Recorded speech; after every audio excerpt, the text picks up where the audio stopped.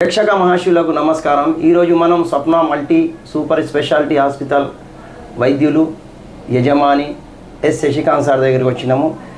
ఆసుపత్రి ఏర్పాటు చేయాలన్నటువంటి ఒక ఆలోచన మీకు ఎందుకు వచ్చింది, మరి నిర్మల్లో ఆసుపత్రి ఏర్పాటు చేసిన తర్వాత ప్రజల నుంచి ఏ తరహా స్పందన ఉంది, మరి నిర్మల్ కాకుండా ఇతర పరిసర ప్రాంతాల నుంచి కూడా పెద్ద ఎత్తున మనకు ఆసుపత్రికి పేషెంట్లు వస్తున్నారు. క్రిటికల్ కేసులను కూడా మనము సక్సెస్ఫుల్గా చేయడం జరిగిందన్న ఒక మంచి ప్రచారం, ఒక ఉద్దేశం ప్రజలలో ఉంది. దీని మీద మీ అభిప్రాయం చెప్పండి. ఉస్మాన్ గారు, నేను డాక్టర్ శశికాంత్. నేను గాంధీలో ఎంబీబీఎస్ చేయడం జరిగింది. దాని తర్వాత గవర్నమెంట్ సర్వీస్లో ఇచ్చోడ నర్సాపూర్ టీ ప్రాంతంలో రూరల్ సర్వీస్ చేసి ఎంఎస్ జనరల్ సర్జరీ కామినేని హాస్పిటల్లో చేయడం జరిగింది. ఈ డాక్టర్ కావాలని కోరిక ఒకటి మొదటగా బలంగా తల్లిదండ్రుల కోరిక ప్లస్ వాళ్ళ దీవెనలు ప్లస్ నాకు కూడా డాక్టర్ అయితే ఏంటంటే కొంచెం పేద ప్రజలకు సేవ చేసే అవకాశం ఎక్కువ ఉంటుంది. కాబట్టి నిర్మల్లో ఇప్పుడు మనం పుట్టిన పేరైన ఊరు నిర్మల్ కాబట్టి మనము మన ఊరికి ఎంతో కొంత సేవ చేయాలనే ఉద్దేశంతో జనరల్ సర్జరీ చేసిన తర్వాత నిర్మల్లోని డాక్టర్స్ లైన్లో ఫస్ట్ ప్రాక్టీస్ స్టార్ట్ చేసినాం. మొట్టమొదటిగా మనము 2014-15 సంవత్సరంలో స్టార్ట్ చేసి కేవలం మేడం పీడియాట్రిషియన్ చిన్నపిల్లల వైద్య నిపుణురాలు నేను ఇద్దరం కలిసి స్టార్ట్ చేసి అంచెలంచెలుగా దాని తర్వాత ఫిజిషియన్ కానీ, ఆర్థోపెడిక్స్ బొక్కల డాక్టర్ కానీ, దాని తర్వాత యూరాలజీ అంటే కిడ్నీకి సంబంధించిన డాక్టరు, న్యూరో సర్జన్ అంటే మెదడు వెన్నుపూసకు సంబంధించిన డాక్టరు, గైనకాలజీ అంటే స్త్రీ సంబంధించిన డాక్టర్, వీళ్ళందరూ ఒక గ్రూప్ ఆఫ్ డాక్టర్స్ 24 అవర్స్ మన హాస్పిటల్లోనే. నిర్మల్లో కూడా సూపర్ స్పెషాలిటీ డాక్టర్స్ రావడం అనేది నిజంగా గ్రేట్. అలాంటిది మన హాస్పిటల్లో నిర్మల్ ప్రజలకు సేవ చేయడానికి, దట్టు ఆరోగ్యశ్రీలో సేవ చేయడానికి యూరాలజీ కిడ్నీ స్టోన్స్ కానీ, న్యూరో సర్జరీ అంటే మెదడుకు సంబంధించింది, వెన్నుపూసకు సంబంధించిన డాక్టర్ ఉండడం అనేది నిజంగా మన నిర్మల్ ప్రజల అదృష్టమే అనుకోవాలి నిజంగా. ఎందుకంటే ఇటువంటి కేసులు, క్లిష్టమైన కేసుల గురించి ఏదైనా యాక్సిడెంట్ అయింది, వెన్నుపూస దెబ్బ తగిలింది, బ్రెయిన్కు దెబ్బ తగిలింది, ఆపరేషన్ కొరకు వెంటిలేటర్ పెట్టుకొని నిజామాబాద్ హైదరాబాద్ పోయి ఒక మార్గ మధ్యంలో చనిపోయే అవకాశాలు చాలా ఉన్నాయి. ఇంతమంది పేషెంట్లు బాగా చనిపోయారు మధ్యలో. కానీ ఇప్పుడు అట్లా కాదు. యాక్సిడెంట్ అయిన 10-10 నిమిషాలకు మనకు ట్రీట్మెంట్ దొరుకుతుంది.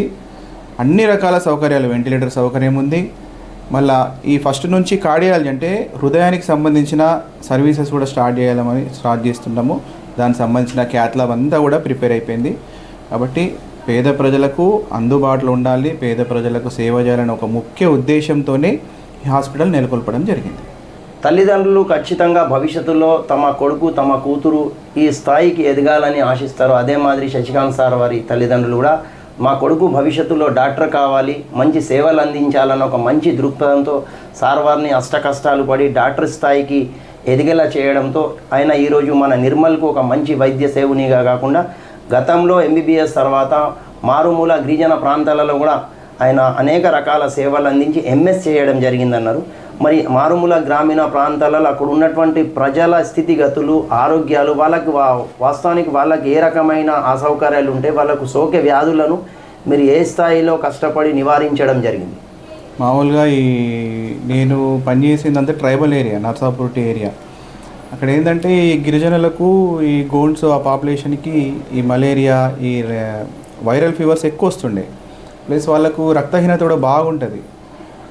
హిమోగ్లోబిన్ 5-6 అట్లా తక్కువ ఉంటుంది అన్నట్టు. వాళ్ళందరికీ మోటివేట్ చేయడము, ర్యాపిడ్ ఫీవర్ సర్వే అంటే ఫీవర్ సర్వేసు ఈ ఎండాకాలంలో ఎక్కువ వ్యాధులు ప్రబలే అవకాశం ఉన్నప్పుడు 15 రోజులకు ఒకసారి మ్యాక్సిమం ఫీవర్ సర్వేస్ ఊరూరికి తిరిగి ప్రతి గ్రామంలో క్యాంపులు పెట్టి అవేర్నెస్ చేసి, అంటే వాళ్ళకి ఎటువంటి ఆహారం తీసుకుంటే, మంచి పోషకాహారం తీసుకుంటే రక్తం పెరుగుతుంది, వ్యక్తిగత పరిశుభ్రత ఉంచుకుంటే మనకు వ్యాధులు ప్రబలవు, ఈ డయేరియా అంటే మనం తాగే నీరు కొంచెం కాచుకొని వడగట్టుకొని తాగితే ఈ డయేరియా అనే వ్యాధుల నుంచి దూరంగా ఉండొచ్చని ప్రతి ఊరిలోకి వెళ్ళి మనము క్యాంపులు నిర్వహించి ఆ ప్రజలను ఎడ్యుకేట్ చేయడం, అంటే వాళ్ళకు అవగాహన కల్పించడం, వాళ్ళకు అర్థమయ్యే భాషలో చెప్పియడం, ఇవన్నీ చేయడం వల్ల చాలా మటుకు ప్రజలలో అవేర్నెస్ చేసినాము.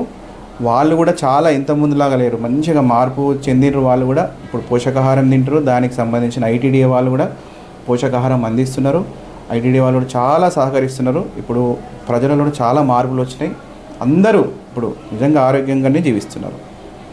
పుట్టిన గడ్డకు వైద్యునిగా సేవలు అందిస్తున్నటువంటి డాక్టర్ శశికాంత్ గారు అనేక రకాల ప్రాణాంతకమైనటువంటి పరిస్థితులలో ఉన్న రోగులను కూడా హక్కున చేర్చుకొని వాళ్లకు ఒక నమ్మకం కల్పించి వాళ్లకు తిరిగి ప్రాణం పోసి అనేక రకాల చికిత్సలు అందించడం జరిగింది.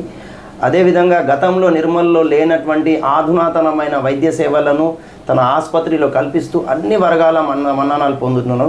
ఇక ముందు కూడా ఈ ఆసుపత్రిలో అనేక రకాల ఈ తరహా సేవలను అందించేందుకు ఒక ప్రణాళిక రూపొందించుకొని ముందుకు వెళ్తున్నట్టున్నారు. మరి భవిష్యత్తులో ఇంకా ఏ తరహా సేవలు అందిస్తారు సార్ మీరు? ఇప్పుడు ఇంతకుముందు ఉస్మాన్ గారికి ఒక వీడియో చూపించిన, ఆదిలాబాద్ యావత్మల్ వారద వరకు వెళ్ళి అక్కడ కూడా ట్రీట్మెంట్ కాకపోతే వెన్నుపూస విరిగిన ఆమెకు బీపీ, షుగర్, హార్ట్ ప్రాబ్లం అన్నీ ఉన్నా సరే దాన్ని సక్సెస్ చేసి ఇప్పుడు ఆయన ఒక 2 పేషెంట్లు పంపిండు. అట్లా ఎందుకంటే మనం ఇచ్చే సర్వీస్ బట్టి జనాలలో మౌత్ పబ్లిసిటీ, ఒకటి చేతి గుణము అని 2-3 ఉంటాయి. మనము మంచి సర్వీస్ ఇస్తే ఆటోమేటిక్గా పేషెంట్లు కూడా మన మీద నమ్మకంతో వస్తారు. ఇప్పుడు నిజంగా చెప్పాలంటే ఒక మెదడు ఆపరేషన్ నిర్మలో జరగడం అనేది చాలా గ్రేట్.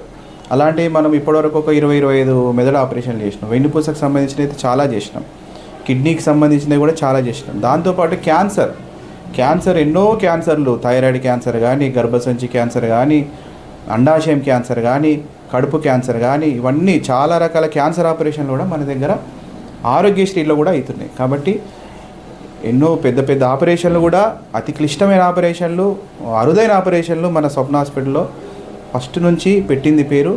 దాన్ని ఇంకా మేము భవిష్యత్తులో ఇంకా మంచి సర్వీసెస్ ఇచ్చి నిర్మల్ ప్రజలకు సేవ చేసుకుంటామని మనస్ఫూర్తిగా నేను కోరుకుంటున్నాను. సమాజానికి ఏదో చేయాలన్న ఆలోచన ఒక భర్తకు ఒక భార్యకు వస్తుంది, కానీ ఇక్కడ మాత్రం భార్యాభర్తలు ఇద్దరు 24 hours 24 గంటలు సమాజానికి, ప్రజలకు, అనారోగ్యంగా ఉన్నటువంటి రోగులకు ఏదో చేయాలన్న ఒక మంచి సంకల్పంతో 24 గంటలు నిర్మల్ జిల్లా ప్రజలకు అందుబాటులో ఉండి అనేక రకాల సేవలు అందిస్తున్నారు. వైద్యపరంగా, ఇతర సామాజిక విషయాలను ఇప్పటి వరకు మీరు అనేక ప్రాణాంతకమైనటువంటి చికిత్సలు, శస్త్రచికిత్సలు చేసి వాళ్ళకు ప్రాణం పోసారు. మరి ఆ తరహా పేషెంట్లలో ఎంతమందికి మీరు పూర్తిగా ఉచితంగా, అదే మరి చాలా మేము వింటున్నాం బయట సార్ ఉచితమే చేయడం కాకుండా వాళ్లకు కనీసం రాను పోను ఖర్చులు కూడా లేని స్థితిలో ఉన్న వాళ్లకు తమ వంతుగా ఆర్థిక సహాయం అందించి వాళ్లకు వారి ఇంటికి చేరేలా కూడా చేస్తున్నారని, ఇది వాస్తవం అసలు? మన హాస్పిటల్ తరఫు నుంచి ఉచిత అంబులెన్స్ కూడా మనము నెలకొల్పడం జరిగింది. అంటే మా ప్రాపర్ బండల్ కుంటాల, ఇప్పుడు కుంటాల ప్రజల నుంచి ఏ కేసు అయినా, ఏ రాత్రి అయినా సరే, ఏ డెలివరీ కానీ, ఫిట్స్ కేసు అయినా ఏది ఉన్నా కూడా ఉచితంగా ట్రాన్స్పోర్టేషన్ అక్కడ నుంచి ఇక్కడికి. మళ్ళీ ఇక్కడ కూడా మన ఆపరేషన్ అయిన తర్వాత ఆరోగ్యశ్రీ పేషెంట్స్ కానీ వాళ్ళకి నిజంగా డబ్బు లేకపోతే మనది అంబులెన్స్ ఇచ్చి ఇంటి వరకు దింపేయడం కానీ, ఇవన్నీ మళ్ళీ మ్యాక్సిమం మన హాస్పిటల్లో బిల్స్ కూడా చాలా తక్కువ ఉంటాయి కంపారిటివ్గా. అదొకటి నేను సర్వీస్ చేస్తున్నా. ప్లస్ ఎంత వీలైతే అంత వాళ్ళకి ఆరోగ్యశ్రీ వచ్చేలాగానే చూస్తున్నా. కంపల్సరీ ఏంటంటే స్టోన్స్కి ఆరోగ్యశ్రీ వస్తుంది, బోన్స్ బ్రేక్ అయినా అంటే బొక్కలు ఇరిగిన ఆరోగ్యశ్రీ వస్తుంది, తర్వాత మెదడుకు సంబంధించిన దానికి ఆరోగ్యశ్రీ, వెన్నుపూసకు సంబంధించిన దానికి ఆరోగ్యశ్రీ, క్యాన్సర్ చికిత్సలు కూడా ఆరోగ్యశ్రీ. కాబట్టి మనం మ్యాక్సిమం ఎంతవరకు వీలుంటే అంతవరకు పబ్లిక్ సర్వీస్ చేద్దామని, ప్లస్ మ్యాక్సిమం ఆరోగ్యశ్రీలు పెడదామని చూస్తున్నాం. దాంతో ఇంకా ఈ ఫస్ట్ నుంచి కార్డియాలజీ అంటే గుండెకి సంబంధించిన స్టెంట్లు ఇవన్నీ కూడా మనం ఆరోగ్యశ్రీలో చేద్దామని ప్లాన్ చేస్తున్నాము. ఈ కార్డియాలజిస్ట్ రాగానే ఆ సర్వీసెస్ కూడా స్టార్ట్ చేస్తాం. సార్ మీ ఇన్ని ఏళ్ళ ఈ వైద్య సేవలలో క్రిటికల్గా అంటే మీకు టెన్షన్కు పెట్టినటువంటి ఏదన్నా కేసు, అంటే ఇది అవుతుందా కాదా, కానీ దాన్ని కూడా అవుతుందని నిరూపించి ప్రజలలో ఒక మంచి నమ్మకాన్ని కలిగించినటువంటి పరిస్థితులు ఉన్నాయి. మరి ఆ తర కేసు ఏమన్నా మీకు అట్లా ఎదురైందా సార్? యాక్చువల్గా ప్రతి సర్జరీ డిఫరెంట్, అంటే ఏ సర్జరీ అయినా డిఫరెంట్ సర్జరీయే. ఫస్ట్ అయితే కంపల్సరీ ప్రతి పేషెంట్కి రిస్క్ చెప్తాం. నిజంగా వాళ్ళు మన మీద నమ్మకం ఉంచుతారు కాబట్టి సరే ఏమన్నా కానీ మేమున్నాం, మీరు రిస్క్ తీసుకొని చేయండి అని చేసిన కేసులు చాలా సక్సెస్ అయినాయి. ఎందుకంటే ఆపరేషన్ అంటేనే మత్తు రిస్క్ ఉంటుంది, అంటే అనస్థీషియా రిస్క్ ఉంటుంది. ఆపరేషన్ తర్వాత ఇప్పుడు బ్రెయిన్ అనుకోండి, బ్రెయిన్ సర్జరీ చేస్తే వెంటిలేటర్ పెట్టాల్సి వస్తుంది. క్యాన్సర్ సర్జరీస్ అంత తొందరగా వాళ్ళకు మారడం కానీ, బయటపడడం కానీ, దాని తర్వాత కీమోథెరపీ ఇవన్నీ ఉంటాయి. వాళ్ళు మన మీద నమ్మకం ఉంచి మీరు చేయండి, మీ మీద నమ్మకంతోనే మేము వచ్చినాము, మాకు ఎవరో చెప్పిండ్రు, వాళ్ళు చెప్పడం వల్ల మేము ఇక్కడికి వచ్చినామని మా మీద నమ్మకం పెట్టుకొని మాకు ఫుల్ ఫ్రీడమ్ ఇస్తారు. వాళ్ళు ఇస్తేనే మేము ఆపరేషన్ చేయగలుగుతున్నాం. అట్లా చేసి చాలా చాలా చాలా సక్సెస్ఫుల్గా ఉన్నాం ఈరోజు. నిర్మల్ స్వప్న ఆసుపత్రికి చాలామంది ప్రాణాంతకమైన స్థితిలో ఉండి వారి బంధువులో సంబంధితులో ఆసుపత్రికి ఏడ్చుకుంటూ వస్తూ ఆ రోగి చికిత్స అనంతరం నవ్వుతూ ఆనందంగా తీసుకువెళ్ళడమే కాకుండా ఇక్కడ వైద్య సేవలు అందించినటువంటి వైద్యులతో పాటు సిబ్బందిని సన్మానించిన సందర్భాలు కూడా అనేకంగా ఉన్నాయి.